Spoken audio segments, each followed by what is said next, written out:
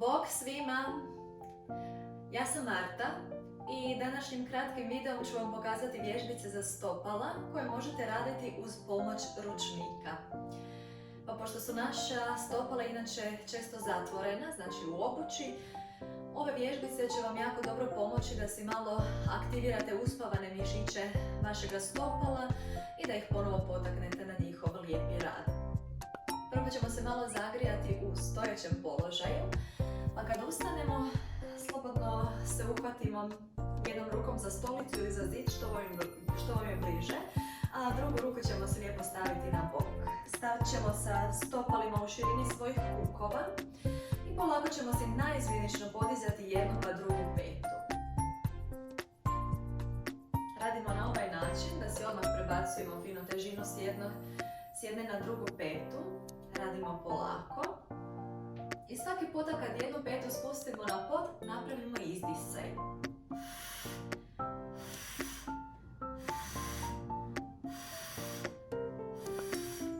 Dižemo petu gore koliko paše. Idemo još zadnja 4, 3, 2 i zadnji. Odlično. Sada ćemo dizati istovremeno obje pete u zrak. Pa slobodno se možete s obje ruke uhvatiti za stolicu ili za zid. A ako vidite da možda možete i bez držanja ruku na stolici, možete si oba dlana zadržati na bokovima. Ja ću pokazati jedno i drugo, a vi si slobodno odaberite koje više paše. Pa prvo dok su pete na podu imamo duboki udisaj. I izdisajem dižemo obje pete u zrak.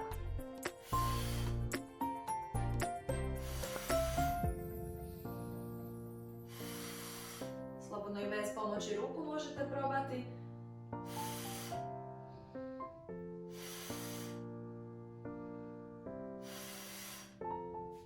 Koju god varijantu odabrali, jako je važno da uvijek imamo izdisaj kad se dignemo gore na svoje vrhove prstiju i pete dižemo koliko paše, koliko tijelo dopušta.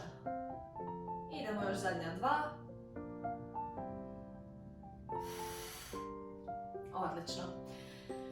Pošto smo se sad malo zagrijali sa svojim stopalima, sjest ćemo natrag na stolicu ili na kauč i slobodno si na svoj pod prostrite ručnik ovako po dužini, neka je skroz ispred vas na podu.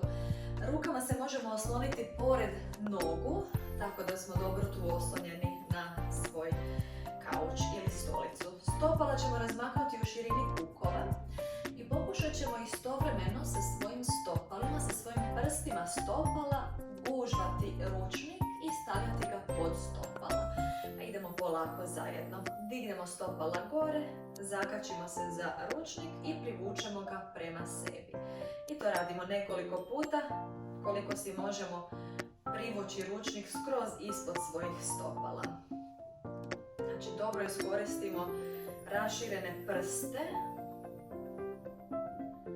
I kad smo ga malo zgužvali, idemo ga probati sada vratiti natrag, znači da ispod stopala nemamo nabora ručnika. Pa lagano guramo sada ručnik od sebe, sve dok ispod stopala bude ravna površina ručnika. Evo ga.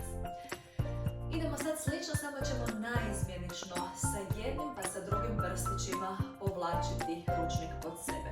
Ručnik slobodno ispeglate i idemo naizmjenično. Desni prsti privuku, lijevi prsti privuku, pa ponovo desni, lijevi, desni, lijevi.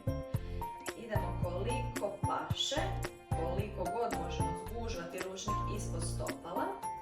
Idemo sada maknuti ručnik ispod svojih stopala sve do one fine njegove ravne površine.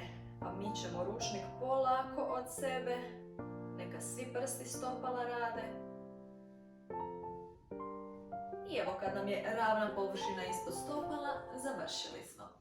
Ovu vježbicu sa privlačenjem ili naizmjenično ili istovremeno možete ponoviti nekoliko puta koliko vam paše. Idemo sada ručnik okrenuti ovako po lijepo širini. Kad kad smo se fino namjestili s ručnikom, lijepo ga skroz ispeglemo sa svojim stopalima. Ponovo ćemo staviti stopala u širini kukova i sad idemo privlačiti ručnik u sredinu, znači između stopala i ponovo ćemo ga probati vraćati natrag, znači ponovo peglamo. Pa privučemo ove bočne krajeve unutra i kad smo skroz zgužvali, idemo ga probati vratiti natrag. Prvo raširimo, kad smo vratili, slobodno još malo dodatno popeglamo sa svakim stopalom. Idemo to ponoviti još 2 puta, znači izvana prema unutra, prema sredini i idemo isto i natrag. Korak po korak, pa sve dok ne izravnamo ručnik skroz do kraja. Neka oba stopala rade i lijevo i desno. I slijedi nam još zadnji puta. Mekano u sredinu povlačimo, neka cijelo stopalo radi. Dišemo polako i idemo ga vratiti.